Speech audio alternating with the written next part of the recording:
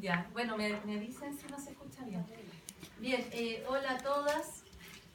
Hola. Bueno, estoy muy contenta de estar acá, de la invitación que me hicieron las amigas de Rebrote Feminista. Es un honor, la verdad, estar acá. Y así que muchas gracias, y también gracias a mis compañeras de Feministas Lúcidas que están aquí sosteniéndome. Las amo mucho. También te amamos. Te amamos, Andrea. Y bien, las compañeras de Rebrote me invitaron a hablar de patriarcado, el concepto del patriarcado. Me dijeron que hablara de tres cosas. Del concepto de patriarcado según distintas teóricas o corrientes, teorías del origen del patriarcado, y también me preguntaban cuándo había empezado el patriarcado a ser una categoría de análisis en el feminismo. Y yo construí una presentación, una exposición que intento responder a eso y abarcar esos temas junto con otras cosas que voy a integrar en esa exposición. Entonces, la organicé de la siguiente manera. Parto con dos citas de dos autoras distintas que pertenecen a corrientes del feminismo diferentes, aunque convergen estas corrientes en ciertos puntos. Una es una autora del feminismo radical y las otras son autoras del pensamiento de la diferencia. Y son dos citas que de alguna manera cuestionan el concepto de patriarcado. Luego voy a referirme a dos teorías del origen del patriarcado, una también perteneciente a dos autoras de corrientes opuestas, en este caso que no convergen. Una es la teoría que presenta Simone de Beauvoir en El segundo sexo, ella como feminista de la igualdad, aunque en la época en que escribe El segundo sexo todavía no estaba esta división en corrientes, que es posterior, pero que de todas maneras podemos leerla como feminismo de la igualdad desde la perspectiva de hoy. Y también otra teoría del origen que es de Victoria Sendón de León, que de alguna forma pertenece al pensamiento de la diferencia. De alguna forma, porque Victoria trabaja bien aisladamente, no forma parte de las colectivas de mujeres que hay en la actualidad de este feminismo. Y posteriormente me voy a referir a los fundamentos del patriarcado, que es lo más importante, o sea, cuáles son sus mecanismos fundantes y que hacen que podamos hablar todavía de patriarcado y que podamos reconocerlo todavía cómo impacta nuestras vidas. Y esos mecanismos fundantes tienen que ver con el cuerpo sexuado mujer y con la diferencia sexual femenina. Entonces, esa va a ser mi exposición y voy a partir con esta cita que es de Carol Hanich. Y Carol Hanich es una feminista radical estadounidense que está viva, que tiene más de 70 años, que es la autora del documento Lo personal es político y que forma parte del feminismo radical originario, que se ubica históricamente en Estados Unidos a mediados de los años 60. Entonces aquí el feminismo radical originario muchas veces no tiene que ver con la idea de radicalidad que usamos en la actualidad, que es mucho más amplia, o más bien con esta idea que a mí me gusta y que sí la uso, con la idea de radicalidad de ir hacia la raíz, que es el étimo de la palabra. Aquí cuando hablamos de una feminista radical nos referimos a este movimiento concreto específico en el tiempo y en el espacio que surge a mediados de los años 60 en Estados Unidos y que tiene una raigambre de izquierda marxista muy fuerte. Entonces partes en grupos mixtos con hombres de izquierda y que luego se separan, y de ahí viene toda esta idea de separatismo, aunque ellas dicen nos separamos para integrar, o sea, ellas tienen una propuesta de separatismo para trabajar justamente esta idea de lo personal es político, o sea, cómo el patriarcado afecta la vida personal de las mujeres, pero después con la idea de integrarse al mundo, con los hombres. Entonces es un feminismo que se separa de estos grupos de izquierda, pero que mantiene de alguna forma esta perspectiva de izquierda en el análisis que hace de la realidad. Y ahí está Carol Hanisch, y también están teóricas como Shulamit Firestone, que escribe justamente la dialéctica del sexo, y también hay una relectura de parte de la dialéctica del sexo de los planteamientos marxistas. Y no está Kate Millett, por ejemplo, en ese grupo. Ellas son las que forman el movimiento de liberación de las mujeres en Estados Unidos, en Nueva York. Y Kate Millett en ese momento era del movimiento No, que es, como diríamos acá las autónomas latinoamericanas, el feminismo institucional. Aunque Kate Millett no tenga ese aterrizaje institucional, o finalmente es un No que va evolucionando cada vez más hacia la institucionalización del movimiento. Entonces Kate Millett no estaba tampoco en este grupo, pero en ese momento todo era muy mezclado. Entonces las del No iban al movimiento de liberación de las mujeres, y las de liberación de las mujeres iban al No, y era un poco así como se dan las cosas en general con el movimiento feminista y con su historia. Luego las separaciones ya empiezan a ser más drásticas cuando las diferencias ideológicas empiezan a mostrarse de manera más brígida. Entonces, bueno, Kate Millett describe la política sexual, y que es un libro que viene de su tesis doctoral. Ahora, bueno, pero no voy a referirme a Kate Millett. Me quiero referir a este documento de Carol Hanisch, que es del año 93, y ella se pregunta, ¿supremacía masculina o patriarcado? Porque ella considera que ya no existe el patriarcado. Pero sí lo que existe y lo que podríamos reconocer es la supremacía masculina ejerciendo todavía poder o control sobre la vida de las mujeres. Ella dice que no existe patriarcado porque se está refiriendo a un concepto de patriarcado más primitivo, como con este término de patriarcado como gobierno de los padres, ya donde la mujer pertenece al padre, luego al marido, no tiene derecho sobre la herencia de los bienes materiales. Ese tipo de patriarcado más primitivo ya no existe, dice Carol Hanisch, porque hay una serie de igualdades, de oportunidades sociales que las mujeres hemos conseguido en la actualidad, ¿ya? No son para nada partidarias del ideario de la igualdad ni de sus políticas de derechos, son súper críticas las radicales de eso, pero de todas maneras consideran que igual hay cambios al respecto, o sea que las mujeres ya tienen un control sobre su vida, sobre su independencia económica mayor que antes. Entonces en ese sentido no habría patriarcado, pero sí podríamos reconocer todavía una supremacía masculina que está ordenando el mundo. Y eso es lo que dice este documento, por un lado. Luego dice que patriarcado viene de la academia, entonces es un concepto que usan las académicas, y que las radicales siempre han usado supremacía masculina y no patriarcado, porque la palabra patriarcado estaría ocultando a los responsables de la dominación, que son los hombres. ¿Ya? Esas cosas dice Hanisch en este documento. Ahora, yo particularmente no estoy de acuerdo, en el sentido de que yo creo que esa igualdad de oportunidades de partida es muy relativa, sobre todo en los países latinoamericanos. Creo que además a mí me da un poco lo mismo llamarlo patriarcado, llamarlo supremacía masculina, llamarlo civilización androcéntrica, la cultura del hombre, como queramos llamarlo, para referirnos a un mismo contenido, que sería justamente este contenido que le da el feminismo de los años 60, 70 al concepto de patriarcado, que es volver a reconceptualizar esta palabra que efectivamente se refería primitivamente al gobierno de los padres, y darle el sentido que tiene en el feminismo, que es dar cuenta de una organización social, política, con un orden simbólico, con una ideología, que implica centrarse en el punto de vista del hombre, que ha sido pensada desde un cuerpo sexuado hombre, para controlar el cuerpo de las mujeres, para oprimir a las mujeres o para explotarlas económicamente, etc. Este modo de organización político, que en el fondo es un modo de organización jerárquico basado en la dominación de los hombres sobre las mujeres.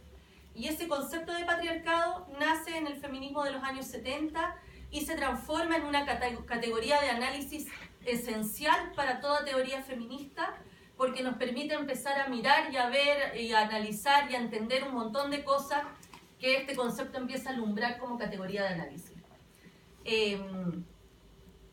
Y para mí, En lo particular, aunque no son palabras iguales, decir civilización androcéntrica o supremacía masculina o patriarcado tiene su especificidad cada término.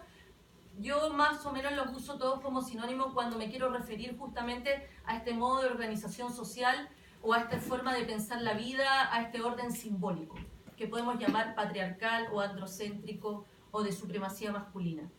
Además, creo que la experiencia académica acá en Chile, al revés que tal vez lo que pasa en Estados Unidos, no usa la palabra patriarcado.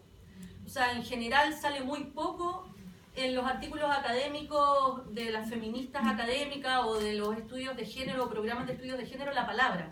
Es decir, no es una categoría de análisis que use la academia para dar cuenta de lo que pasa en el mundo con nosotras.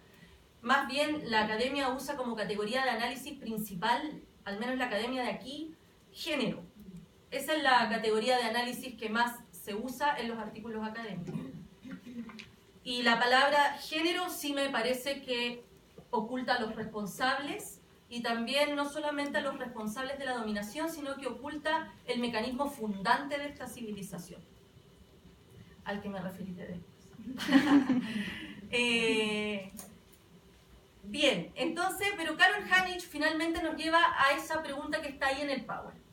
Que cada una de nosotras revise su experiencia, su vida y la examine y vea hasta dónde el patriarcado existe o no existe, o si podemos llamar patriarcado a lo que cada una vive. Y yo recupero esa cita porque las feministas radicales, y así como las de la diferencia, y en ese punto sí convergen, hablan desde la experiencia. Aunque no necesariamente tienen la misma idea de experiencia, pero sí rescatan que las mujeres revisemos nuestra vida para poder hablar, para poder construir saberes, para poder pensar el mundo, etcétera, que partamos de nosotras mismas. Entonces Carol Hanich dice, bueno, que cada una examine su vida y vea si hay o no patriarcado.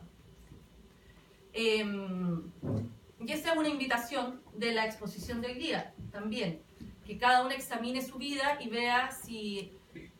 Y yo examino la mía y sí encuentro que hay patriarcado en mi vida, en el sentido cuando me examino en la vida íntima y reviso mis creencias o reviso mis miedos y cómo afectan mis relaciones, y también lo veo en la universidad donde trabajo, cómo el conocimiento, todavía el conocimiento hegemónico o legítimo está dominado por una figura que es un sujeto universal masculino para construir conocimiento.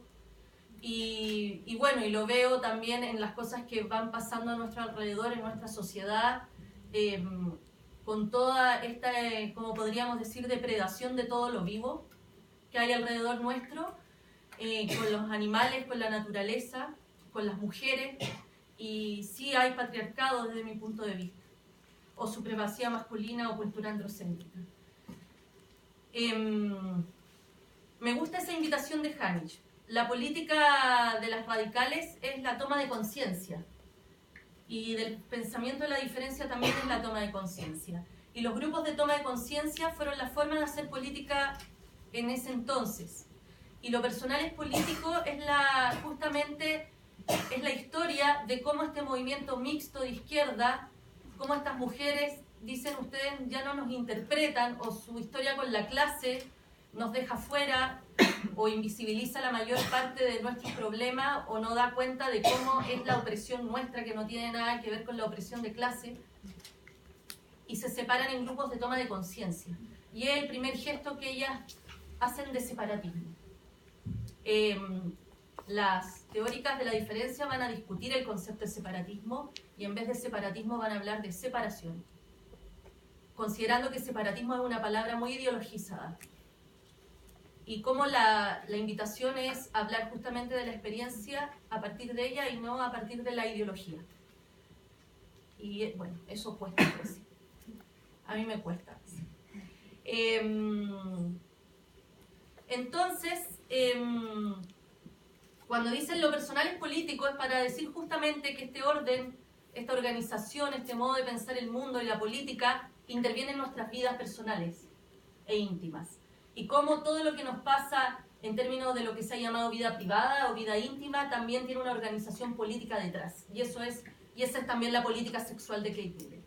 ¿Ya? Kate Millett, a propósito, no va a hablar de patriarcado, sino de los patriarcados. y va a hablar en plural el concepto, porque justamente cuando decimos el patriarcado estamos refiriéndonos a una civilización universal, pero sabemos que en los distintos momentos de la historia este patriarcado tomó distintas formas y tuvo distintas figuras y distintas prácticas y distintos modos de organizar, y no siempre las mujeres estuvieron en el mismo lugar en cada tipo de sociedad.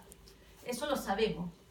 Lo que pasa es que cuando hablamos del patriarcado en singular como una universalidad, estamos refiriéndonos a algo fundante que hay detrás y que no se ha modificado en lo profundo, aunque esté derrotado y caduco, porque sí lo está, por eso está depredando todo lo vivo, pero existe, ¿cierto? Entonces Kate Millett hablaba en plural por eso, pero además ponía patriarcado al lado de clase y de raza. En la política sexual está esa división. Aquí yo prefiero como las de la diferencia, como la Carla Lonzi, que habla de civilización patriarcal. De hecho, la palabra patriarcado la usan mucho más en Europa que las radicales norteamericanas. De hecho, Rich habla de dominación masculina más que de patriarcado, por ejemplo. Pero en los textos de Lonzi vemos patriarcado también ahí funcionando como concepto. Cuando decimos que es una civilización fundante, estamos refiriéndonos a estos mecanismos y a que es una civilización longeva, milenaria, y estamos dando cuenta de eso. No estamos negando que la cosa tenga diversificación a lo largo del tiempo, ¿ya? Y que cada persona que quiera profundizar en la historia va a encontrar distintas cosas. Tampoco se trata de que sea una línea evolutiva lo del patriarcado. No es que estamos peor o mejor que antes.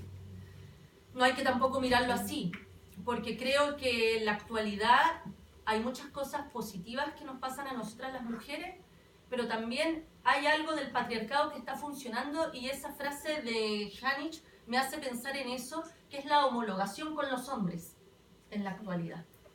Y yo creo que eso es un resultado del patriarcado actual, patriarcado tardío, me gusta a mí también esa palabra, del patriarcado tardío que vivimos hoy. La homologación con los hombres es una característica fundamental que yo observo. ¿Qué quiere decir eso? Quiere decir imitar a los hombres, y es parte de las conquistas de igualdad. Es parte de los resultados de la igualdad, de ser como ellos, de demostrar ser igual a ellos, de referirnos a ellos como punto o eje céntrico de donde nos miramos como espejo, y por lo tanto hacer un montón de cosas, de prácticas y de vivencias que tienen que ver con los hombres. Entonces, hacer deportes como los hombres, filosofía como los hombres, sexualidad como los hombres, es la figura de la mujer emancipada, liberal, que triunfa como mujer moderna e independiente por sobre la libertad y la libertad de ser mujer, ¿ya? Lo que no quiere decir es que no hayan expresiones de libertad, las tenemos, y también por eso existimos y estamos acá en este espacio. Entonces, en ese sentido me gusta esa idea de que la Tatiana la dice mucho, que el patriarcado no lo copa todo. No es que todo sea patriarcado y que solo tengamos patriarcado y que no podamos recuperar nada de libertad en lo que hacemos o en lo que tenemos, ¿ya?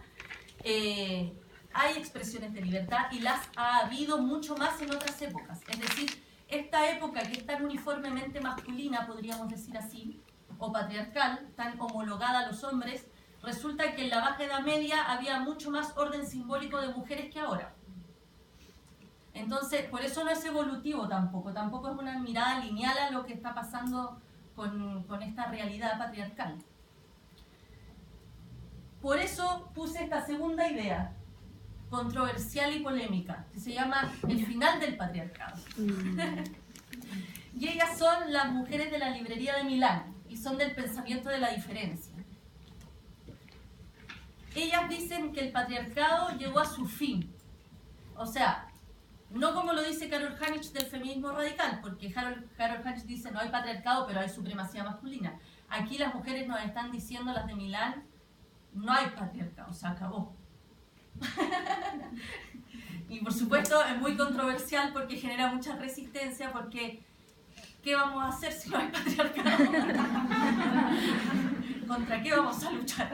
Bueno, justamente es eso, ¿contra qué vamos a luchar? Yo estoy de acuerdo y no de acuerdo con lo que ellas dicen. O sea, creo que el patriarcado no ha llegado a su fin, pero sí deseo que llegue a su fin y creo que llega a su fin muchas veces en nuestras experiencias de vida. En ese sentido, sí. Como dicen ellas ahí, bueno, tiene dos sentidos el final del patriarcado. Yo acá puse el primer sentido, que es el que más me gusta. El segundo sentido del final del patriarcado que nos sale ahí es que también un poco como Hanich, ellas plantean que actualmente la mujer tiene control y autonomía sobre su cuerpo, justamente por los anticonceptivos, porque el tema de la natalidad, etc. Eso también es relativo, ¿no? Sobre todo sabemos en nuestras sociedades con todo lo que implica, no sé, luchar con el aborto y todo, que no hay una autonomía del cuerpo femenino, siendo que el aborto no es para nada, desde mi punto de vista, una expresión de libertad de las mujeres. Ya voy a explicar por qué. Pero ellas dicen que sí hay un cierto control, pese a que tampoco están a favor de las políticas de igualdad. Al contrario, acá podemos encontrar los análisis más consistentes y profundos contra el ideario de la igualdad de los sexos. Pero dicen este otro sentido que sí me gusta, que dice: el patriarcado ha terminado, ya no tiene crédito femenino. Lo voy a ver aquí, pero aquí no se ve. Ya no tiene crédito femenino y ha terminado. Ha durado tanto como su capacidad de significar algo para la mente femenina. Ahora que la ha perdido, nos damos cuenta de que sin ella no puede durar. No se trataba por parte femenina de estar de acuerdo. Se han decidido demasiadas cosas sin o en contra de ella: leyes, dogmas, regímenes de propiedad, costumbres, jerarquías, ritos, programas de estudio. Pero que ahora ya no se hace. Ahora es otra época y otra historia. Tanto que lo que se decidió sin y en contra de ella se ha vuelto caduco, como si la hubiera obedecido siempre a ella. Qué raro. Pero ¿vale quizá para las relaciones de dominio lo mismo que para el amor, que hace falta ser dos?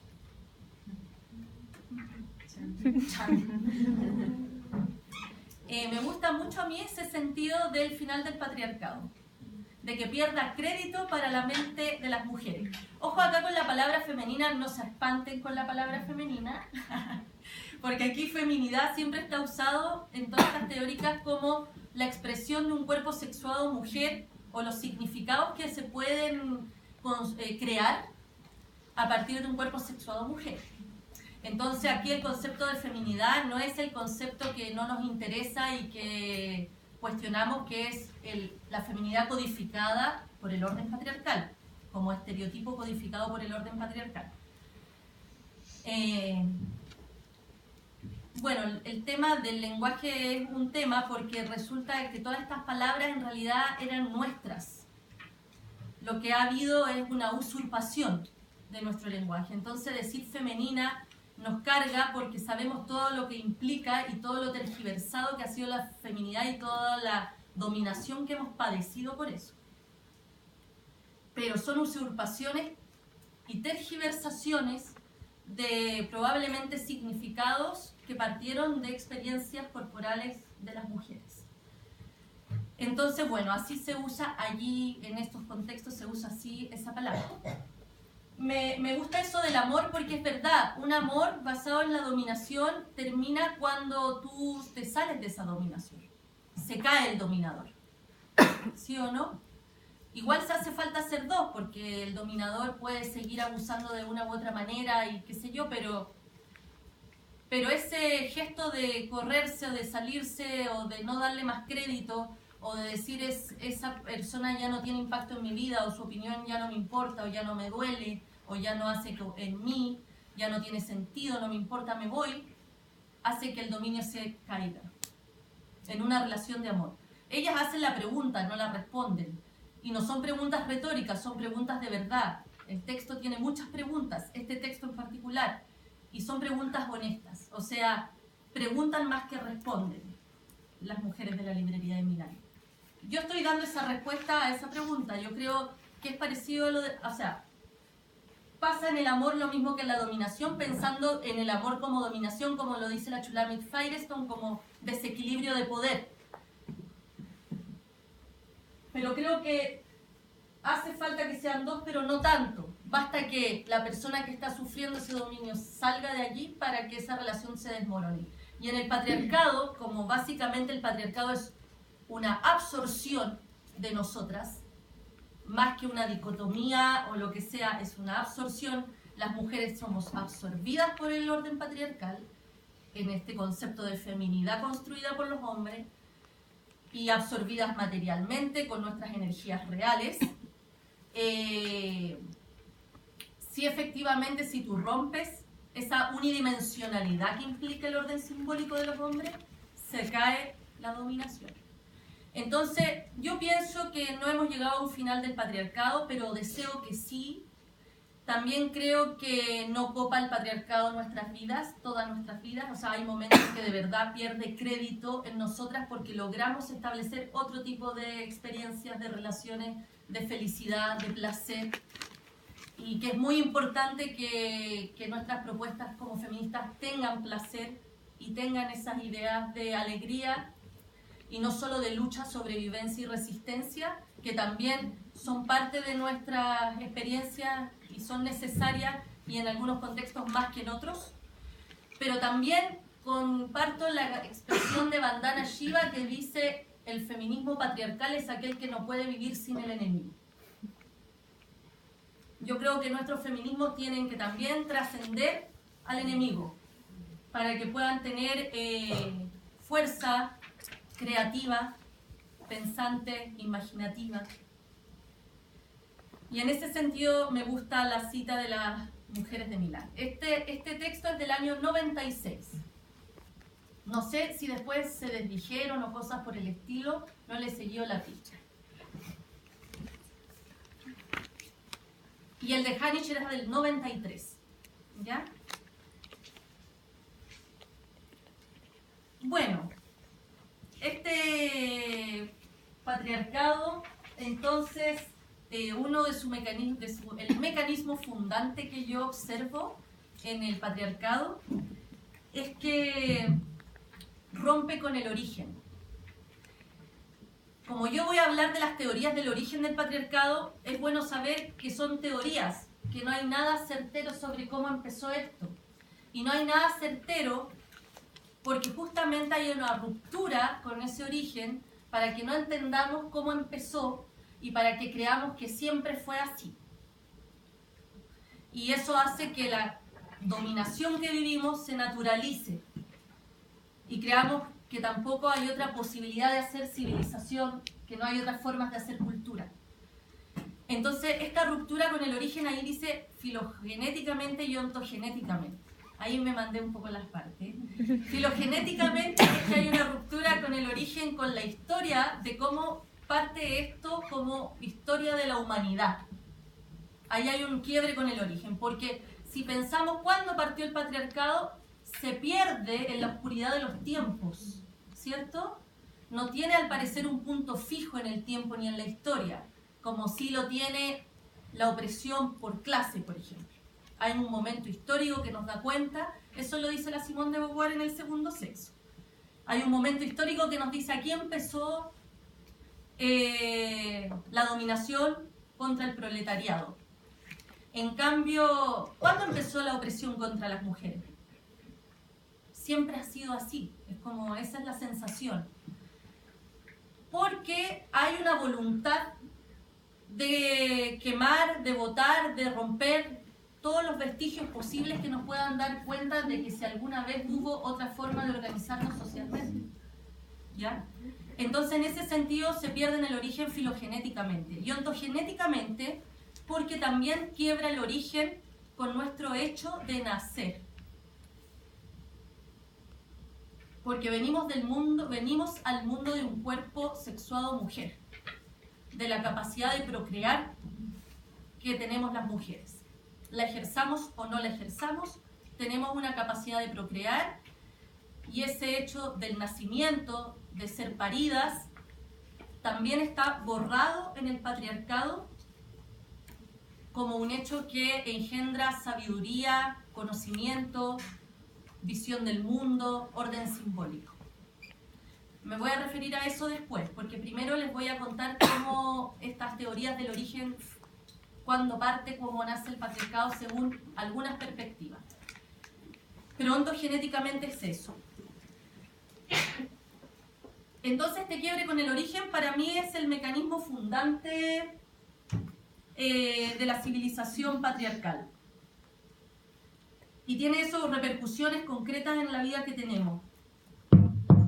Bien, entonces, hay muchas teorías de cómo parte el patriarcado. Yo solo elegí dos. Una es la Simone de Beauvoir. Han leído, lo conocen, El segundo sexo es del año 49. Si ustedes van al acápite del segundo sexo que se llama Historia, van a encontrar allí, en las primeras páginas, toda esta explicación que da Beauvoir de cómo empezó el patriarcado. Después va a seguir con los romanos, los griegos, y así va a contar toda la historia en el acápite Historia. Entonces, lo pueden leer tranquilamente, porque yo ahora les voy a decir cosas muy generales de lo que sale allí. Primero, esa frase que seleccioné ahí, con toda intención, da cuenta justamente de la perspectiva de Simone de Beauvoir. Ahí lo que dice es que la biología, nuestro sexo, es un destino que nos ha pesado y que ha sido además la razón de nuestra subordinación. Dice, su desgracia consiste, la desgracia de las mujeres, esa es su desgracia. La desgracia de las mujeres consiste en haber sido biológicamente destinadas a repetir la vida. Con eso, ¿qué vemos? Primero, que Beauvoir considera que nuestro cuerpo sexuado, con su capacidad de procrear, que la procreación no es un acto creativo, sino que es repetitivo. Por lo tanto, no tiene trascendencia humana. Más bien nos lleva al plano más bien animal. Y es la razón de nuestra subordinación para ella. Simone de Beauvoir, en este caso, tiene un concepto de sexo reduccionista. Muy reduccionista a lo biológico. Para ella el sexo es solamente un dato biológico.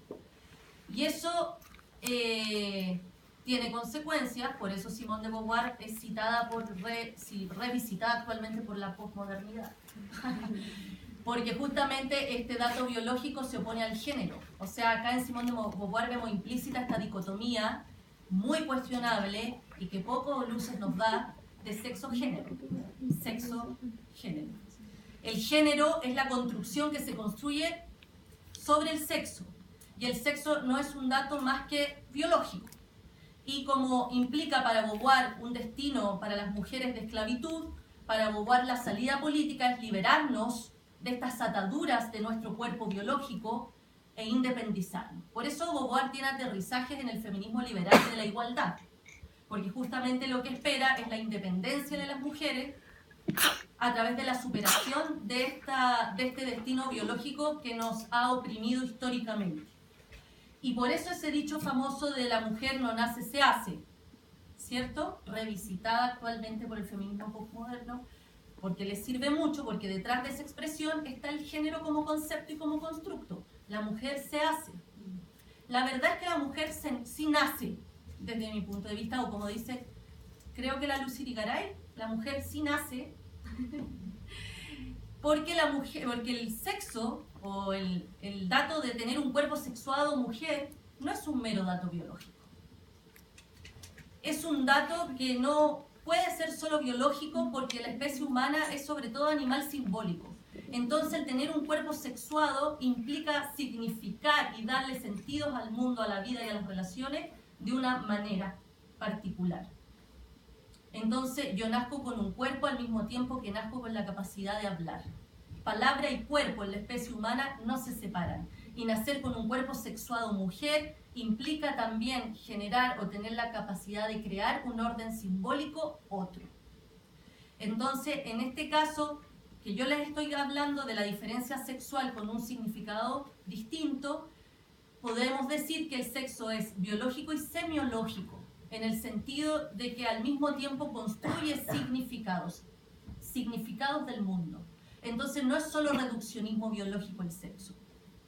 Tiene esa capacidad de creación, de ser es más bien, podríamos decir que la diferencia sexual es una categoría del pensamiento, que está inscrita en el lenguaje.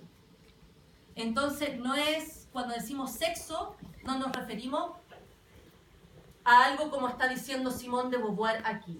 Entonces, cuando Simone de Beauvoir dice la mujer no nace, se hace, está diciendo el género femenino que se construye sobre este cuerpo es es una construcción sociocultural patriarcal. Estamos de acuerdo en que el género es una construcción sociocultural patriarcal, pero también estamos de acuerdo que en esta definición la sexualidad no tiene ninguna potencialidad, solamente está reducida a eso.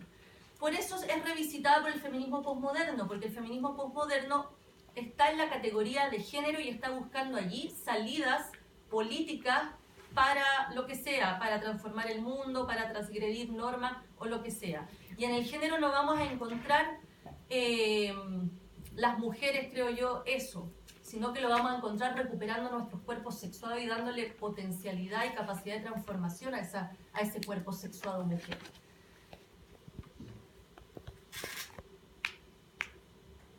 Entonces, la Simone de Beauvoir dice que primero las primeras hordas primitivas eran nómadas en el Paleolítico, y entonces andaban por ahí y los hombres andaban cazando. También se ha discutido que fuimos cazadores o cazadoras en algún momento, porque algunas dicen que éramos recolectores y que nunca fuimos cazadores, pero bueno, ella dice que sí, los hombres cazaban y que los hombres se trascendían porque con la piedra, que era el instrumento, la herramienta para matar, podían defendernos de otras hordas primitivas y podían defendernos de las grandes bestias que nos podían atacar. Por lo tanto, ellos en su acto heroico se trascendían como especie. Ella es existencialista, entonces esto de la trascendencia es muy importante. En cambio, las mujeres, atadas a su destino biológico y subordinadas a esta capacidad de parir y parir crías sin saber de dónde venían ni hacia dónde iban, porque eran hordas primitivas, y menstruando y qué sé yo, un montón de cosas que les pasaba en el cuerpo sin tener a lo mejor nombres para eso, estaban necesariamente ancladas a esta reproducción y a este repetir la vida, ¿ya? Pero esto cambia cuando de nómadas pasan a sedentarios y aparece la famosa agricultura, dice Simone de Beauvoir, y aquí la agricultura tiene un valor muy importante porque muchos y muchas le dan a la agricultura la connotación de que es allí donde realmente las mujeres pudieron crear una cultura otra, ya que algunos llaman matriarcado. Entonces la mayoría de las teorías del matriarcado es la época de agricultoras, y que las mujeres inventaron la agricultura, inventaron herramientas, técnicas, tecnología para eso, etc. Eso no lo dice Beauvoir. Beauvoir dice que simplemente pasen de nómades a agricultores y que ahí se asientan.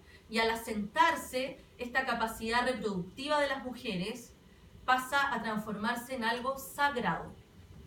Porque justamente se necesitan los hijos, la descendencia, para que esta tierra, que en ese momento era propiedad colectiva, porque después viene la propiedad privada, permaneciera, se cuidara, se perpetuara, se heredara. ¿Sí? Entonces, la mayoría de las figuras y estatuillas de diosas de la fertilidad que se han encontrado como vestigios las arqueólogas, las antropólogas feministas, vendrían a ser de esta época, de la época del Neolítico.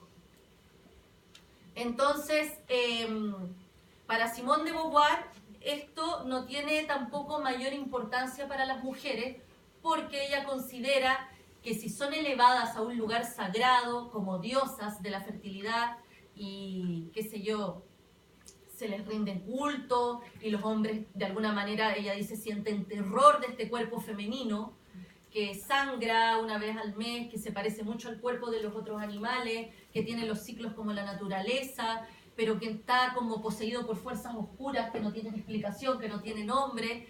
Este temor hace que los mismos hombres coloquen a las mujeres en este pedestal. Entonces, para ella, estas diosas son creadas por los hombres, y son los hombres quienes las sitúan en este papel de diosas. ¿Ya? Por lo tanto, tampoco son unas semejantes para ellos. ¿Sí? Bueno, ahí dice que los hijos tampoco venían de los hombres, o los hombres no sabían que estos hijos tenían que ver con su espermio, sino que pensaban que venían como que brotaban por ahí, por allá de los árboles, y se metían al cuerpo de las mujeres y se incubaban y nacían hijos. O sea, aquí, dice ella, no hay una situación de propiedad sobre el cuerpo de las mujeres. La tierra es colectiva y el cuerpo también, ya, porque las mujeres no tenían ni matrimonio, ni endogamia, ni ninguna de esas cosas. Parían, y esos hijos eran importantes para cuidar este terreno, muy artesanalmente en este momento, un huertito, no sé, algo así, ¿ya? y no era que fueran propiedad de los hombres o que los hombres supieran que tenían algún protagonismo en esta cosa de procrear la vida. Y los hijos pertenecen al clan de la madre, dice, llevan su nombre, participan de sus derechos, del goce de la tierra que el clan ocupa. O sea, la madre tiene en ese sentido un cierto poder, pero para Simone de Beauvoir no es un poder real. Es decir, el poder real lo siguen teniendo los hombres para ella. En esta época también, el poder político está en manos masculinas. Ella está elevada a esta cosa de ídolo, pero el ídolo lo pone él. ¿Ya? Aquí está Bachofen, que tiene una teoría del matriarcado. Y esta teoría del matriarcado, Simone de Beauvoir dice que no existe, que nunca hubo matriarcado, que es un mito y que Bachofen finalmente estaba pelando el cable y que finalmente sus hipótesis fueron rechazadas, desechadas, que Engels hace una teoría de origen del patriarcado basándose en el matriarcado de Bachofen. En el fondo explican cómo este matriarcado fue desplazado por un patriarcado de manera violenta. ¿Ya? Simone de Beauvoir discute eso, dice no hay matriarcado y nunca pasó nada violento, sino que para ella el poder político siempre estuvo en manos masculinas.